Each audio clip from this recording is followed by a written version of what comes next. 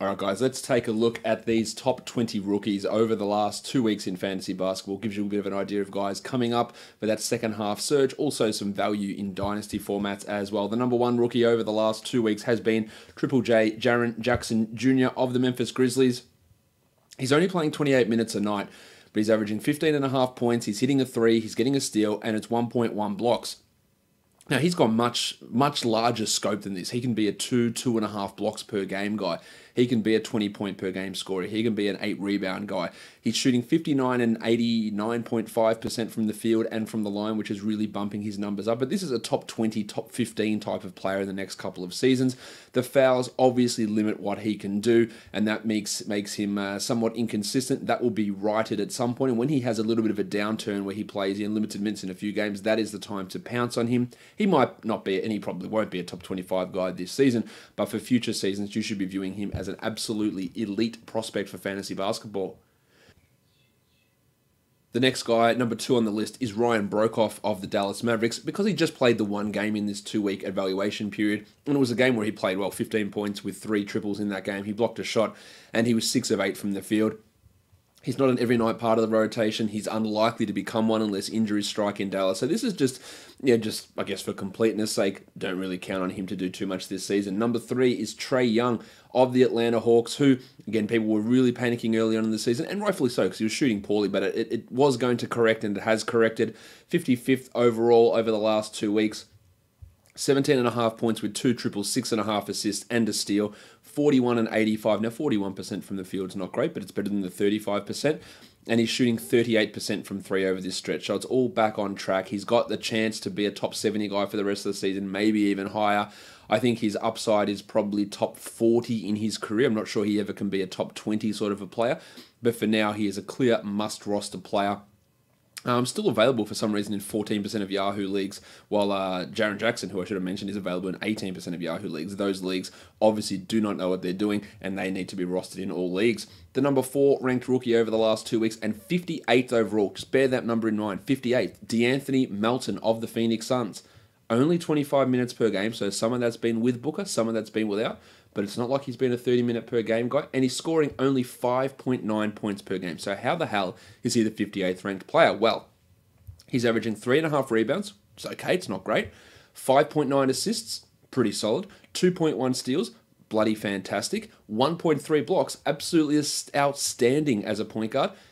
34% from the field, putrid. 75% from the line, okay. So really, he's getting by on steals, on blocks, and assists, and he's this good. And when those other, look, they can probably drop down. Maybe not the steals, because he's really, really good at those, but maybe the blocks drop down. But the scoring can come up, the minutes can come up, the field goal percentage can come up. I believe that Melton is a must-roster 12-team league guy, and his value will continue to increase as the season goes along. We've seen him over the last week or so go from 3% rostered on Yahoo. He's up to 14 now, so people are starting to take heed. They're still available in lots of leagues, and you should be looking to add him as that upside type of guy who is going to get better and is probably going to be a consistent top 100 guy down the stretch for your fantasy playoffs. The 5th ranked rookie is his teammate, number 70 overall, DeAndre Ayton. 14 and 9 in 29 minutes over the last 7 games. Still piss poor blocks, 1.1. Actually, that's fewer blocks than DeAnthony Melton, if you can believe that. The percentages are strong, 52 from the field, 76 from the line. They could be a bit better from the line. And only those 29 minutes a game as Rashawn Holmes continues to outplay him at times. That's the worry there with Ayton. That's why I have him below guys like Jackson and Doncic long-term for dynasty leagues. I worry that his defensive limitations are going to keep him from that upper echelon and probably put somewhat of a cap on his minutes at times as well. Maybe not thinking Enes Kanter, but Enes Kanter. He's not Enes Kanter. Clearly, he's a better player than Enes Kanter, but Kanter's a dominant offensive force who struggles so much on defense that he plays 25, 26 minutes a night. And I worry that maybe Ayton can go down that path. I'm not saying he's there. He's a clearly better defender than Kanter, so don't get your nuts in a twist over that. But that's my worry with him long term. The next guy we look at, the number 6th ranked rookie over the last 2 weeks, just one spot behind Ayton at number 71 overall, is Luka Doncic, averaging 23, 8, and 5 with 3 triples. With the Dennis Smith Jr. trade rumors, he's probably going to get a chance to bump those assist numbers coming up. The reason he is down at number 6 on this rookie rank and just 71 overall is the percentages have been shit. 43% from the field and just 62% from the line on 8 attempts. That is punt territory. Now, he is an 80% free throw shooter last season in Europe. But his time in the NBA, he's really, really struggled from the line. I do have faith that it will continue to improve, but that is what's keeping him from being a top 30, top 35 player this season, is just those percentages. If he can be 45 and 75, 45 and 80, which these are not unrealistic goals for Doncic, then he becomes a 25 point per game scorer, 8 rebounds, 5.5 to 6 assists, over a steal per game, and good percentages. Then he is a top 30, maybe even top 25 sort of a player. The number 7 ranked rookie over the last 2 weeks and 92nd overall is Kevin Huerter, old Fanta Pants, in Atlanta. 38 minutes a game for Huerter, 15 points, 2 threes, 4 rebounds, and almost 4 assists with a steal. 43 and 82 is his percentages. He is a must-roster player. All of these guys, apart from Brokoff, Jackson, Young, Melton, Ayton, Doncic, Huerter, are all must-roster players in 12-team leagues, in my opinion. Yes, Bazemore will return. Yes, Prince will get the starting job back. It won't be at Huerter's expense. I'm pretty confident of that. He will play 30 minutes a night. He's getting better every game. No problem. He's hit multiple. I think he's hit 4 threes in a game, or 5 threes in a game 4 times this season. He has been really, really strong. The next rookie on this list is another Phoenix Suns player, and that's Mikal Bridges. Only 27 minutes a night and only 5 points, somehow averaging fewer points than DeAnthony Melton. Hitting a 3, getting 1.6 steals and 0.9 blocks on 41% from the field, and hasn't missed a free throw in that time. So his value, much like Melton's, is coming from those defensive numbers, and he can be useful if you're looking for those defensive numbers. I wouldn't classify him as a must-roster guy. He's 132nd over this time period. I'd have him ahead of his teammate like Josh Jackson, and probably ahead of someone like Kelly Oubre, although that's maybe up for discussion. But he's really just a specialist when you're looking for those defensive numbers as a stream-type player. In those scenarios, I do believe he can be pretty strong long term. The usage and the ability to score has to go up for him to really, cement himself as a top 80, top 70 guy. I think he can do that at some point. It's going to be a fair way off though.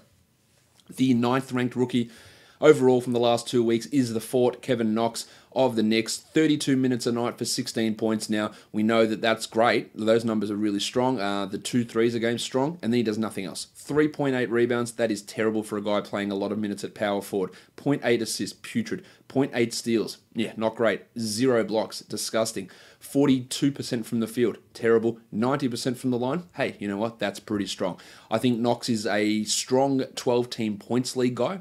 For category leagues, it's not as strong. He is tall Andrew Wiggins, someone who can come out there and score and do nothing else and hurt you in multiple categories, or maybe you want to call him tall Colin Sexton. That's the sort of thing that he can do. It can be useful if you're looking for that points boost, as long as you're aware that you're going to get some deficiencies in multiple other categories. The 10th ranked rookie over the last 2 weeks is Rowdy Rodions Kurucs of the Brooklyn Nets. 25 minutes a night, 11 and 3 with 1.7 triples. Doing it on the back of some strong shooting, 50% from the field and 100% from the line. Of course, Rondae Hollis-Jefferson, Alan Crabb, Jared Dudley, they all have to be reintegrated into this lineup. I think that Kurucs remains a starter, but that doesn't mean that he plays 27 minutes a night. Probably more of a 23 minutes a night sort of a guy. I believe in this guy long term. I believe you should be rostering him in 16-team leagues and in 14-team leagues, and he's available in 94% of Yahoo leagues, so go and have a look there. He will be a top 100 player in the future. I'm pretty confident about that, but for now, he's not really that standard league 12-team league player. The number 11th ranked rookie over the last 2 weeks is Wendell Carter Jr. of the Chicago Bulls. The minutes are starting to come up. Still just 26 a night. Foul trouble limits him. 9 points, 7 rebounds, 0.6 blocks and a steal on 45 and 87%. I would have him rostered over Kurucs, over Bridges, over Knox. So he is still a 12-team league guy, but there will be quite a few bumps in the road. I love his long-term upside, and you should be viewing him, as I am, as a top 25 potential future guy.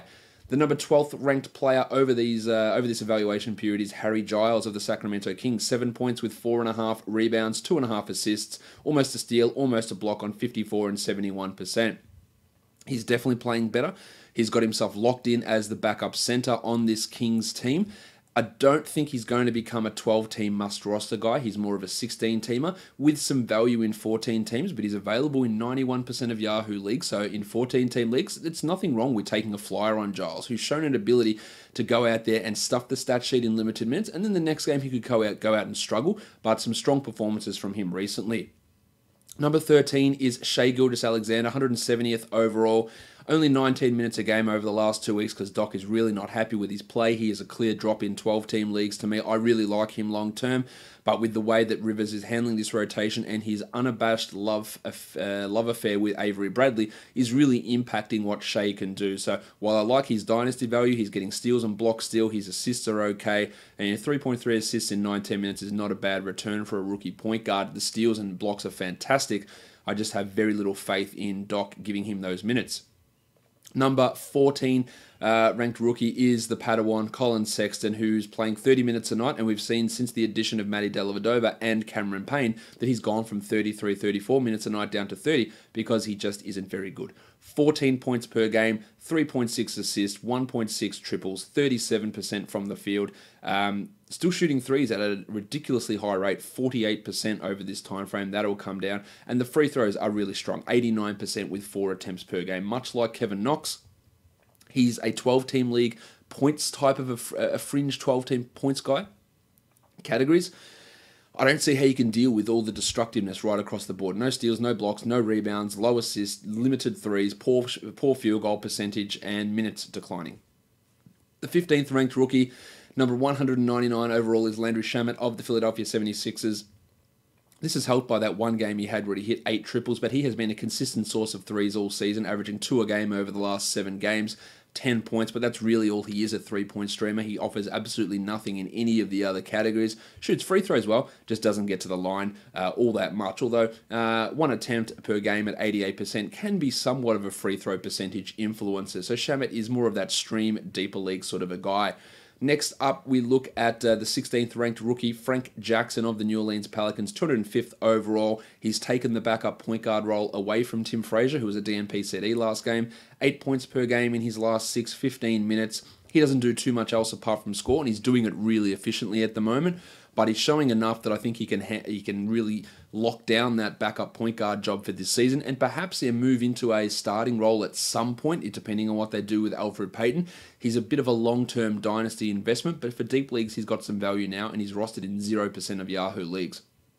Another player who is rostered in 0% of Yahoo leagues is the Shark, Bruce Brown. Baby Shark, he is 207th overall. He's starting for the Pistons, 25 minutes a night, 7 points, 2.5 assists with 0.9 steals. Now, I worry that the return of Ish Smith is going to cut into Brown's minutes, but he's really, really strong defensively. I do like some of his upside long term. I think for this season, we may have seen peak Bruce Brown already, and some of that value might drop off here, and he's nowhere near being a 12-team league player.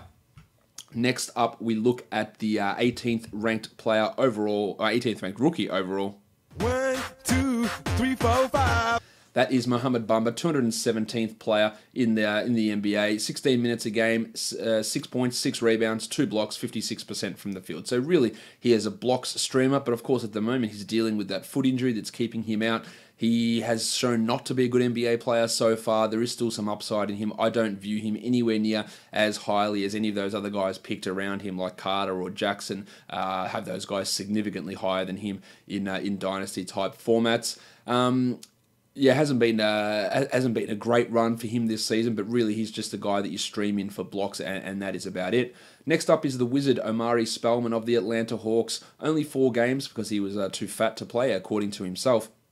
14 minutes, 6 points, 1.5 blocks, 1.3 threes. I think he is a real sleeper chance to be a 12-team league guy, February onwards, more so than Giles or Gilgeous-Alexander or Sexton or Shamet or Jackson or Brown or Bumba. All those guys currently ranked ahead of him because the Hawks are going to be looking to trade the Undertaker, Dwayne Dedman, and I think they'll go with Spellman. In fact, they've started Spellman the last 2 games over Alex Len. One game was great, one game was middling, but I think he's got a real chance to be a top 130 guy, perhaps, February onwards, and if you're in a luxuriously good position in the standings, maybe stashing him behind someone like Melton and Herter and those sort of players, then he could be a value guy when the trade deadline occurs. Next up, Josh Okogie, who comes in at as the 20th best rookie, and in fact, 222nd overall. 2 for 222. He's getting some significant minutes at the moment, 31 minutes a night, but the fact that he's getting 31 minutes a night and still ranked outside the top 220 should tell you all you need to know about Okogie's fantasy value for this season. When Bob Cove comes back, Okogie's not going to have this sort of value. He's getting extra minutes when Rose was out as well. Now Tyus Jones is dealing with an ankle injury, so some minutes are there, but he just doesn't do enough consistently. Long term, I like him. A steals, like I look at him as a Josh Richardson type of a player, maybe without the offensive upside that Richardson has shown, but Richardson didn't really show this offensive upside at any point in his early stage of his career. But the defensive stuff, the rebounding, the shot blocking, the steals, all that sort of stuff, maybe there's Josh Richardson type upside in Josh Okogie, and not just because they have the same first name. And that'll do it for the top 20 rookies over the last 2 weeks for fantasy basketball.